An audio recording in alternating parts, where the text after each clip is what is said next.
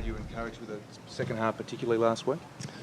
Yeah, I mean, we kicked 10 goals and probably could have been closer to 15 had we missed a few set shots from guys who don't usually miss them. So, and a few other opportunities going forward. So the second half was good. The first half was a scrap, but we certainly didn't take our opportunities there either. But we look at it from the defensive side and say, well, really we kept the Bulldogs to one goal for pretty much an hour. So that side of it was good.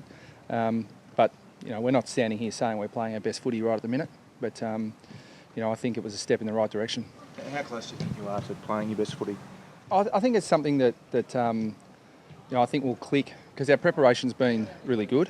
So it's just a matter of getting a few things right. And once we do, I think everything will flow from there pretty quickly. So, I'm confident we'll put a really good performance in this Sunday, and we're going to need to against very good opposition. Is it about trying to find a bit of that balance between attack and defence? Not really. Well, it always is, but I think that, we can't just go out and play an attacking brand of football regardless of what the opposition are doing. And we want to be a side that can adjust to different situations in game, and if the opposition set up a really defensive style game, we want to be confident that we can play that style and still win. Sometimes if you just go all out attack against a really strong defensive setup, then you can end up getting beaten, and that probably happened to us a few times last year. So from that perspective, the scrap, the different style of game we haven't been involved in too much over the last few years, was good to get down and dirty and get the win. So is Port Adelaide a completely different kettle of fish to the Bulldogs? Yeah, look, they are, but I think Bulldogs and Port set up pretty well defensively. So, but Port have got a really good balance of some attacking weapons, and I really like the style they play. And I think if we produce our best and they produce their best, it's going to be a cracking game. Jack Siebel, Brad, how's he come up? Is he likely to play? I will name him in the side, but only because we want to give him right up until the last minute. So he won't train today, which is not a concern. He's had a faultless pre-season. So it's just a matter for Jack of how his function is probably Saturday afternoon, maybe even Sunday morning. Because structurally it's all the shoulder sound. We've got the all clear from the surgeon and the scans are all clear. So it's purely about his function. But I've got to make the decision as coach. Knowing my players, and I know the way Jack's going to play. So I've got to work out whether he's his own worst enemy and goes out and hurts himself again. Even though structurally there's no risk, the way he plays, if he gets another serious hit on it, it's clearly going to be sore. And, we were fortunate to get away last week with a couple of guys injured late in the game, and fortunate that Jack could go back on. But we certainly don't want it costing us the game because, we've got a player injured early in the game. Those other guys you speak of who were injured late that game, have they pulled up okay? Yeah, they're all fine. I mean, Grimer was just a, bad illness and bad timing. We've had other guys sick, but they've been sick during the week. Black's fine. He's structurally all clear, so he'll be right to play.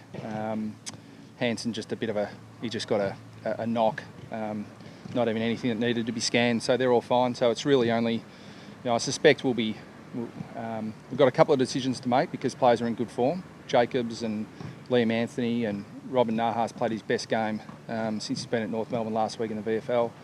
So, they're the guys that are in contention if Siebel doesn't quite come up. How mindful are you of Port's ability to finish off games so strongly at the moment? I think that they've proven that, haven't they? But in saying that, I've got the utmost confidence in our ability to run our games. We've had our hardest pre-season, in the 5 years I've been here, and we pushed the guys to new levels. So Port have shown the ability to have trust and faith in their program and get the job done late in games. Our next step is we've done the work. It's about actually producing that late in games, and hopefully it is tight and tough in the last quarter and we can prevail, because I think it'd be a great vote of confidence in our conditioning staff if we can do that. You've resisted Brad playing the two ruckmen in the past. How did you think it worked against the Dogs? Yeah, I thought it was pretty good. I think that Minson still played well, but at the end of the game, I thought our rucks were on top. And they were able to wear Minson down. So Port, the last few weeks have been playing Lobie with a bit of help from Westhoff and Trengo. So if they work together as a pair and they get the job done in the ruck and we get the ascendancy there, then I think it's a viable option going forward. But the other part of it is, they both have to be a threat forward. And I thought Cuz looked a threat forward, didn't take all his marks, but I think he's only going to get better in that area. So, we're going to play that way again this week, and I've got high hopes for Dan Curry going forward. Levi Greenwood obviously very good in the sub role. What does he have to do to nail down a regular senior spot? Oh, it's a matter of numbers going through the midfield at the moment. I mean, he's doing everything right. He took his opportunity as the sub, and if he's the sub again, we know what a powerful runner he is, and how quick he is, and how strong he is in the contest. So, they're great attributes for a sub to have, because they can come on and have a real impact. And if we choose to go with a slightly different midfield structure, then Greenwood's easily capable of stepping into that for a whole game. The margin for error with the bump, Brad, just seems to be getting narrower and narrower. Have you banned or considered banning your players from using it?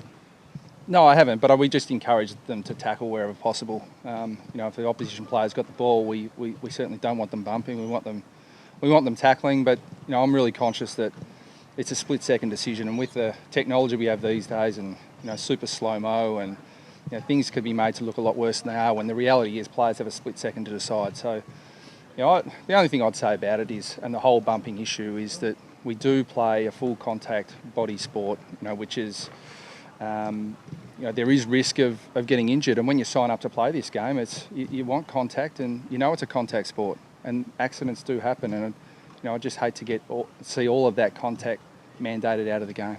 What do you think of the Bulldogs trying to muscle in on the prospect of Good Friday football? Good.